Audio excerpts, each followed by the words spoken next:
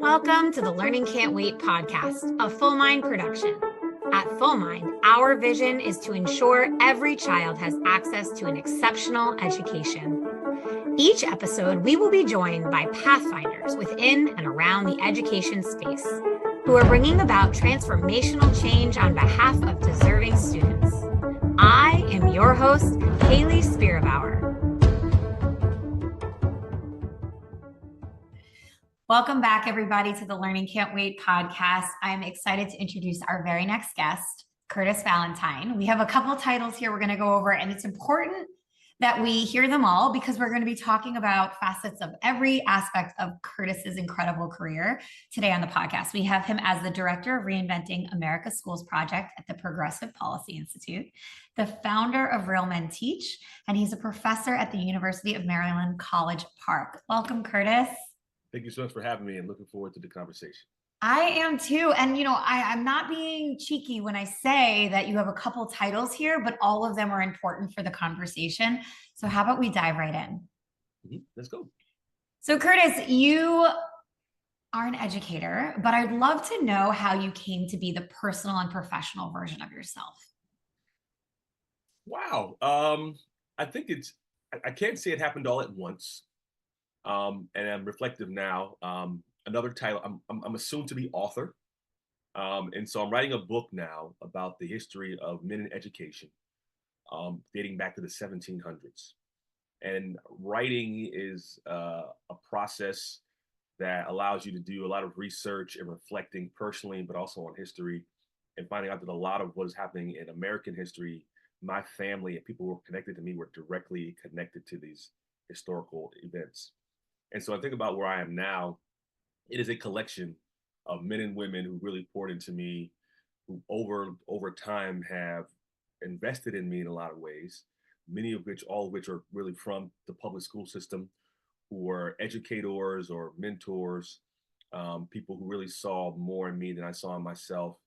People took chances on me, and people who I trusted and said, if you think I should do this thing or go to this school or join this program or engage in this fellowship, or go to this meeting, I'm going to trust in you. And at every point in time, I've done that. And so I will say, if I want to look at sort of an era in time, I think COVID really, put me in a very hibernated state where I'm sitting in the house and I'm thinking about, all right, so what do I want my legacy to be, and what my children, and we're sort of on top of one another for a year or so. And that's when I really decided to say, all right, so what's the next 40 years of my life going to look like? And how can I make sure that my children know who I am and know who people like us are in the world? And that's when, in many ways, Real Men Teach started. It's in many ways where the work I do at Progressive Policy Institute shifted into a more public way, and where a lot of my work around University of Maryland took off. So I would say COVID really allowed me to sort of, again, take myself away from the sort of the everyday bustle and hustle of people just working and getting a paycheck, to really trying to live my most authentic self. So instead of breaking sourdough bread, you were focused on creating pathways for more educators in the classroom. I mean, you win. well, what I would say is, for folks who are wondering, I did a lot of reading.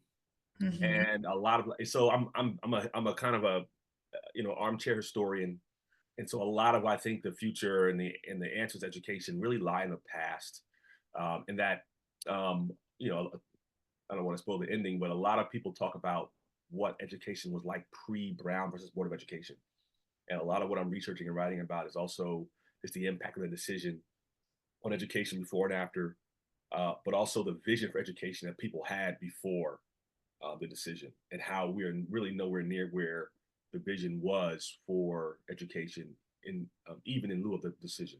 So I did a lot of. So I was doing a lot of cooking with my children. We're using culinary arts to teach math. I mean, which totally. is really, because COVID was really, all right, how do you teach using, I found a turtle in my backyard. So we're using this pet turtle that we found, talk about, biology and anatomy, and then we're cooking. Yes. But then also I was like, all right, now I got to go back into this is my man cave. And so I came into my cave and like, all right, let me read, let me journal, let me reflect, let me do some podcast, watch some podcasts, and that's where I kind of got to where I am now. Incredible. I appreciate, I'm making a joke of it, but I appreciate the inward focus that led to outward focus. So let's talk about Real Men Teach, right? So you read a bunch of books, you consider yourself an armchair historian. Your life has been dedicated to thinking about the world, and we can get into that in a minute. What is Real Men Teach, and what are you trying to accomplish? Roman teaches is a vision for the world that I think I've had in me for a while as well. I think when I think about again my life, and I mentioned before the people who poured into me, at every stage there was were men, particularly men of color, who really pulled me up in a lot of ways. And I think back now when I joined the school board, and when my school board for 10 years here in Maryland, and I realized a lot of the issues we were having with young boys and in some cases young girls, there was um, it was in part because we didn't these young people did not have the level of touch points, particularly of men in their life that I had growing up, where I can go 10 feet without a man saying, "Hey Curtis, what's going on? How you doing? How you doing in school? You're doing great. I'm so proud of you. What college are you going to?" Like this is like every day. I was like, okay, I kind of got like took it for granted, but now I look back on it and say those are the men who really shaped me. And I said, well, how many of those men are in the lives of the young people in my school district? And is that have anything to do with why they're not doing well in school? And so Real Men Teach came together. It was almost like a again me trying to learn. I'm a constant like just I mean every day I'm trying to learn and soak up. This is in part because I have a really big, I guess I would call myself a chip on my shoulder because I was not the best learner. I kind of do exactly what I was told, but I was not gifted and talented. My sister was a gifted and talented student. I was the one that sort of was I was very present in the room. My classrooms, I was always never really, always paying attention to people. And I was always told I asked really, really good questions. um, and so when I think about students like me, I think, well, students like me in this world are going to get eaten alive. But how do we make sure that we have men in their lives who are pushing them up, saying it could be amazing, and then supporting them through that? So Real Men Teach comes together as me saying, I want to bring together men in kind of like a focus group, like a monthly focus group. Let's bring guys together and say, what's going on? Like how you educators particularly, how you all doing? Like what's going on in the classroom? Why do you teach? What are you most excited about? What are you worried about? Out of that conversation, they started saying, Curtis, I'm thinking about leaving the profession. And so my buddies, and this is why. And this is what I need to keep me in the profession. And we use that as a way to sort of create this organization called the Male Educator Network, MEN, which is kind of where it started. And then we started coming together and started realizing that, all right, here's what brothers need, here's what men need, but also here's what men have. And so we would do these workshops and these panel discussions, and we were able to do the entire thing with just us. We didn't have to go outside of our community, our male educators, to put on workshops, to organize events, because we all had that in us. And a lot of like, well, Kurt, man, thank you for believing in me that I could put together this event or organize this thing because I had it in me, but I didn't have the opportunity to do it. So we're growing like crazy, doing this big annual award ceremony every year. We're honoring 250 men educators every year. And then we honor another 250 fathers in the same event. It's like 400 or 500 men like in this, and it was like the energy was palpable when you walked in. And then COVID hits. We're like, oh crap. Like what do we do now? We haven't really touched points. Now how do we connect? And so Real Men Teach comes out of us trying to take that feeling virtually, and then that virtual feeling became viral. And this is where we came from. But again, it started off as just me trying to learn more. And this is again another I think piece for your viewers is dig as deep as you can to the issues you care about. And that may require reading, but also may require you just getting into a room and just listening and like for hours and hours and hours, but being present and then just sort of digest and then trying to pick the dots of, all right, the research says this, you're saying this. I heard you say that. You thought it was small. I think it's a bigger point than you think it is. And then all the things that came together. And so Real Men Teach came together. I will say this, the idea of Real Men Teach came, and I decided to do like this sort of visual clothing line, but all the proceeds from this gear goes to our scholarships. And I really needed men to invest in it to sort of use it as the social media visual. Like, I need people seeing it out there to understand that it's a big movement. And so I sat there, Haley, and I text messaged 100 of my closest friends, men friends, and said, "Hey, I'm starting this clothing line, this foundation. We're going to use money to raise money, scholarship, blah blah blah. Would you purchase one?" And so I often tell this when I give speeches. I said, I asked 100 men, would they buy one? How many of the men do you think said yes? How many think said no? And the audience goes, oh, 5, 10, 50. And my response is all 100. Yes. I got 100 yeses. And that's the affirmation Oh. I need. I'm like, oh, I'm on something. And here's the past point, Ailey. The response I got was, Curtis, we've been waiting for you. I've been watching you. I've been following you. I'm seeing the work you've been putting in, all the photos, all the posts, and all the things, and we've been waiting to help you. And so when I talk to young people, I said, well, there are people waiting for you to start that clothing line, Mm. to crowd fund for that movie, and you're wondering whether they're going to support you, and you're questioning, I can't do this. They're saying, I've seen your hustle. I've seen your dedication. I've seen your passion. I'm a mentor. I'm your former teacher. I've been seeing you since you could barely walk, and you don't believe in yourself. You Right. just take the first step. And so I took that first step, and that was we had 100 guys. We wanted to do 100 men over 100 days, profiling them and telling their stories. And Haley, the point of it is, after the 100th day, we had 100 more men. Oh, I love that. And then after that, we're like, all right, we'll do 200. And it was 300. Haley, that was 5 years ago. Wow. And we haven't stopped. And so that's the beauty of it. You know, you just made a point that connects to your introduction. So the point you made was you didn't know who would be responsive, and there were 100 people behind you, unbeknownst to you. And when you think back to the introduction you gave when I asked how you became the personal and professional version of yourself, you talked about that kind of community around you that uplifted you. So while you could say it's a theme in your life, I believe the message is bigger. As you stated here, in people's lives, there are watchers, there are observers who see your actions and who are going to be there to support you when you're ready to ask for it. Yeah. That's I mean, powerful. and I think so the people who support Roman teach the way I create. So when I create, I'm creating something that I wish someone else created. I'm like, I'll just wait until someone creates this community and I'll join it. And I'm waiting around like no one's creating it. And so when I think about people who are listening and wondering what they should do, what do you need? And I don't want to, sort of bust anybody's bubble, but there are people just like you. And so my mom always told me I'm special. My dad, but then my mom always, well, you're special, but you're not that special, Kurt.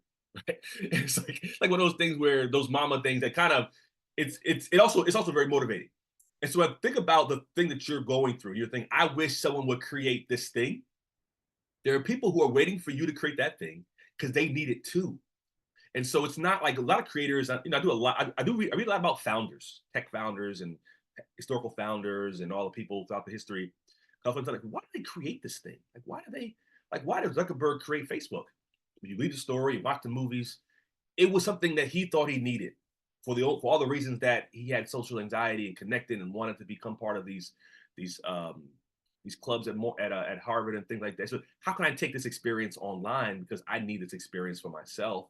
And then he realized we all had a part of us in us that said we want community and to feel needed, also to feel selected and to feel like we could have control over the environments we create, when in some cases we felt like we didn't. So for those would-be founders, whatever you think you need, someone else needs it too. And so get started. Curtis, you said that you did it for a couple years and now it's done. Oh, what's done? You said that you stopped interviewing the 100 men and then 200 and then 300. Well, no, where are you now with? No, no, my point is, no, we've never stopped. Okay, great. I was a little concerned for a second. I was like, wait, what? Oh, no. Sounds like momentum. No, we're on to thousands now. Oh my gosh. Okay. And so, but what we're able to do because of because of the singles, it's obviously more labor intensive. what we've been able to do is sort of create community around larger groups, school districts, nonprofits, and the folk coming to us saying, Curtis, we love what you're doing. I have 100 men in my group that I want to showcase. And so, okay, we'll just showcase your group all at once. And it allows us to sort of do so without having to do the one-off. And then out of the partnerships we've done, we partner with universities, nonprofits, school districts, um, media outlets as well, that allows us to do them in groups as opposed to individuals. Love it. Okay, great. I'm glad the momentum is still there Oh, because for sure. Oh, I had heard about it before. I was told about your incredible speech at a convening at Harvard by my friend Alpha, who is probably listening right now. hey. And I had heard about Real Men Teach. So I'm excited to hear that it's still going strong. I've seen Oh, people sure. wear apparel, I've heard people talk about it. You know, Curtis, what's really important though in your story is also this worldview that you have. I'd love for you to talk a little bit about your travels and what you've observed and brought back to your own philosophy on education from your travels abroad.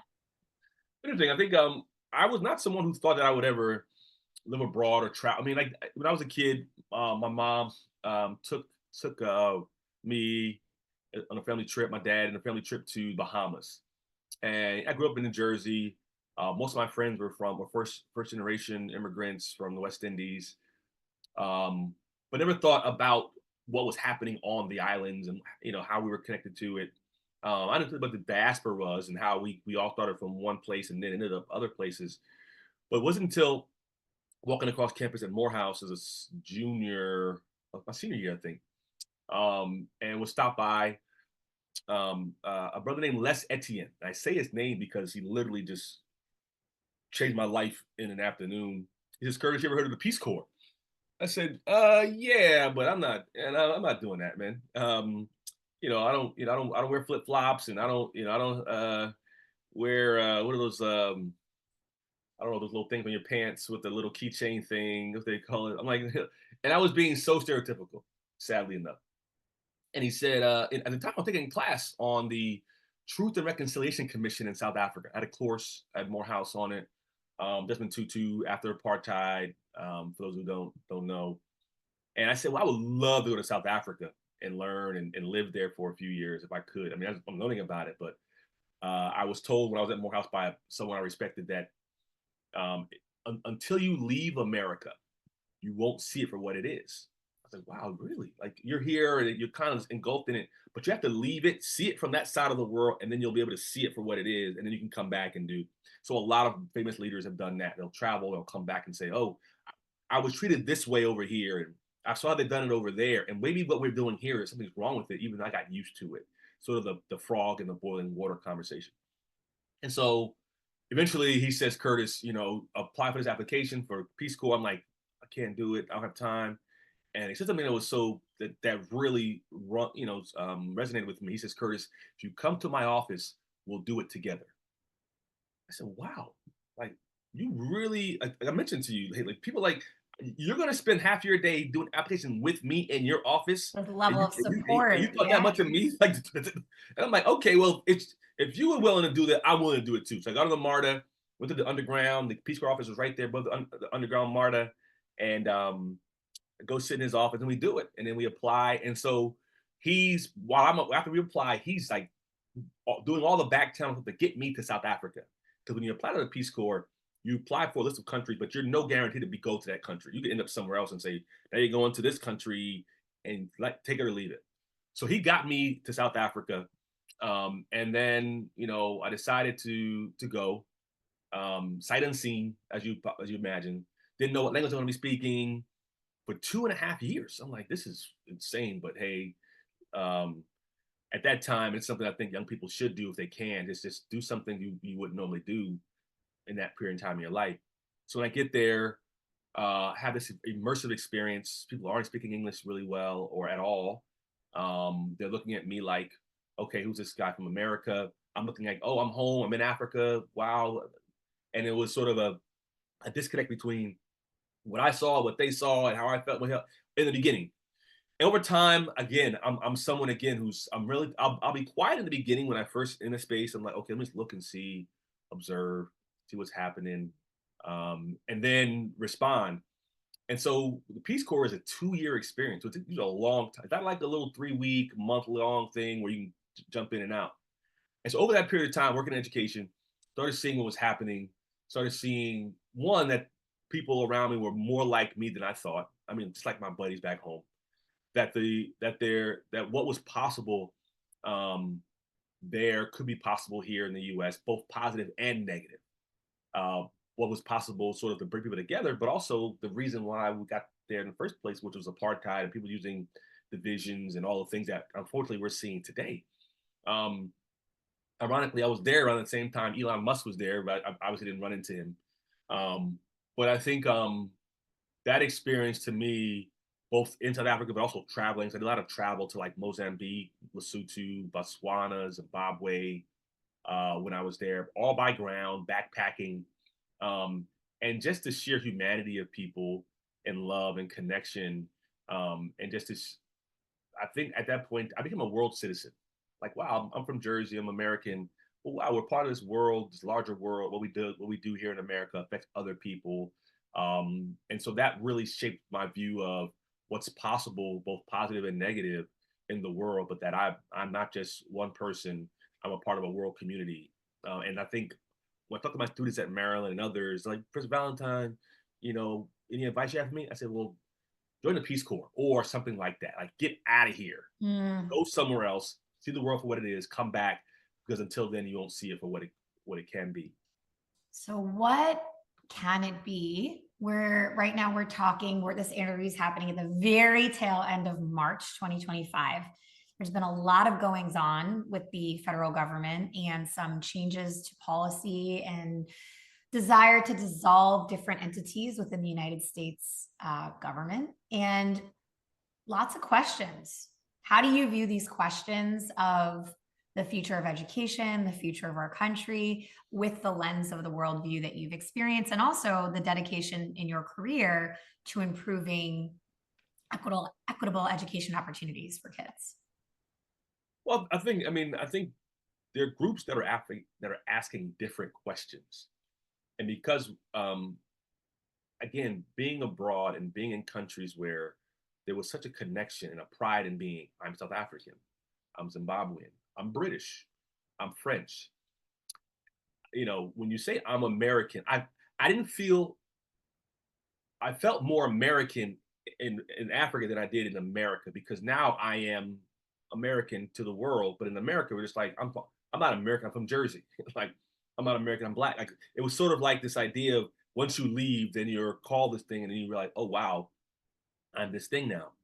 And so I think, there are people asking different questions. Some are asking, how can I get the most for people who look like me and people who come from my community? I'm just trying to get as much as we can for people like me. And there are other people asking the question of, um, how can we get as much for everyone? Like, how can we help everyone, because we're all connected? Because you can't, they said with fences, make good neighbors, but that quote is more ironic than anything else. It's not. That's not the thing. Is not to build fences and walls. It's to build connections that I think we all believe deep down inside are inherently not just American, but just human. Um, and I think, I'm someone who is not someone like a hoarder, right? I don't, I'm a minimalist. I'm like, if I don't need it, I'm throwing it out. And so I think there are people who are trying to hoard certain things for themselves, and they're doing it through a lot of different mechanisms, private school vouchers, putting things up that restrict things from people, as opposed to really giving people opportunities. And a lot of what we're hearing is a sort of contradictory language. Oh, we believe everyone can be successful at giving opportunity. Okay, well then give us opportunity. Like, you're saying the one thing about what's possible, but you're not sort of fulfilling the other end of the equation, which is, okay, if you think that anything is possible if given the opportunity, well then give us the opportunity. And so my struggle is with the people who are asking different questions, and then how we get back to the point where we're saying we have to come together as one people, because the world is not waiting for us. I think the world looked to us for leadership, and that for a very, very long time, and that time has come and gone. And because the world looks at themselves as they're saying it's an opportunity for us to take leadership in the world because they're not. And for those who traveled abroad, I see the world a lot differently than folks who haven't, because if you haven't been to these countries, you don't truly understand how they've always been sort of waiting for the opportunity to sort of free themselves from that, but also how they understand what it is to be uniquely from a country that doesn't have a lot. So I did some work in Finland for on a fellowship, and why was Finland for a very long time doing so well in education? What they'll tell you on the ground is that, Curtis, we don't have any natural resources, and so our strongest resource is our people, and so we have to invest heavily in our people. And so if they go abroad and they'll send money back in remittances and things like that, that's going to be our gold and our silver. And the idea that we would divide ourselves, we're so small. Finland would cease to exist if we all just saw ourselves as individuals. We're going to grow in the world and get what's best for ourselves. It would disintegrate into into the European Union. But no, we are one Finland, and we have to come together because we know what's out in the world and how the world is coming to, that doesn't really come, it's not coming to save us. As a Yeah. country, we got to come together with people and say, hey, we are Americans, diverse in all of that, but we have to work together in order to make sure this country does not end up the way that other countries have, like Britain as well, which is this former empire that no longer exists. That it really slaps rugged individualism in its face, doesn't it? Yeah, man, that never worked for countries to, It worked for the people in power, right? Like, to your oh, for point, sure. Yeah. right? Like the people in power who want to maintain power, let's call that out, who want to like preserve their ability to be a top society at the expense of others. It worked for them. Yeah. But that's temporary. But it's also folks who don't understand how they got to that power, how you keep that power. Mm-hmm. And so they'll make decisions that are short-lived, and it won't last very long, and they'll age out, they'll eventually pass away. But you look back on it and say, that's not how you sustain power. And that's something that I think a lot of us would like to be able to say, that we were not part of the era when America became just another country. Uh, Mm. and I think, unfortunately, we're getting to that point. I mean, even when it comes to immigration now, we've always understood that our immigrants have been our strongest asset, people coming in, inventing, supporting the economy from the top to the bottom. And people are saying, well, maybe America is not the place to go anymore. And like, to think about whether the immigrant child who could have created the cure for cancer or Mm-hmm. HIV or Alzheimer's, is like waiting somewhere to immigrate to America to get into school and to enroll in a university and create this and do it from America. They're not going to come here anymore. No. They're going to Australia. They're going to England. They're going to Europe. They're going to Asia, and that's what's going to get credit for. Those are the countries that are going to. And so those are the things that I think about. I'm like, well, where's that child? And how do we make sure that that child gets everything they need to reach their full potential? Because every invention came from someone who probably didn't think they could or was doubted. But America, with opportunity and funding and public education system and things like that, not the greatest, but in many cases better than other countries, gave them an opportunity. And right now, I think we're um, in jeopardy of losing it because of to your point, rugged individualism versus this sense of community, e pluribus unum, all the things all the cliches we talked about, but yet we yet to live up to. If I take anything from this conversation as a central theme, it's the power that lives behind working together in community and orienting yourself around others and the uplifting of others, which is a message I feel deeply, but here resonating through every single aspect of what you've shared in this conversation. Absolutely. I mean, I think with Real Men Teach and a lot of work I'm doing around education policy, the word that keeps coming to mind is community. People want community. Like what you're saying, this idea of the rugged individualist, like people say, I've tried it. I've tried that thing. I don't like it. What I do need is to feel connected, and their connections to mental health issues and educational outcomes.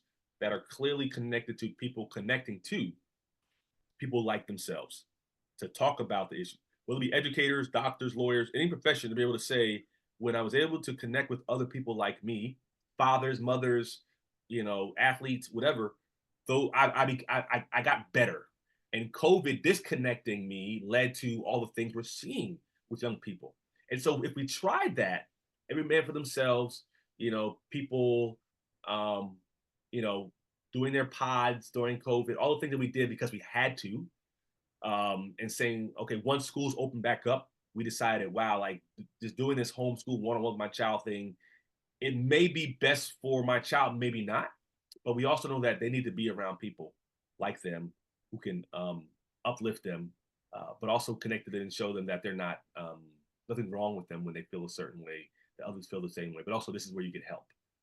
And so, yeah, I think this idea of community, which is what Real Men Teachers try to create, sort of flies in the face of this idea that I can do it myself. I'm all I need, and that's not proven itself in history or in reality.